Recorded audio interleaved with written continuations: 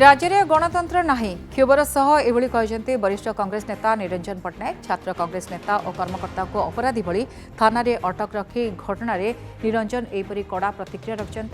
कला पताका प्रदर्शन अधिकार समस्त रही। गतकाली आरएसएस नेता मोहन भागवत गस्त बेले कला पताका देखाई छात्र कांग्रेस। गणतंत्र रे यह ग्रहणीय किंतु वर्तमान सरकार असहिष्णु हो पड़ती ग्रहण करने अवस्था नहीं, जहाँकि अत्यंत निंदनीय बोली कहते निरंजन। गोटे सुस्थ गणतंत्र सृष्टि करने विरोध दल मतटी अधिकार को क्षुण्ण करने उचित नुह।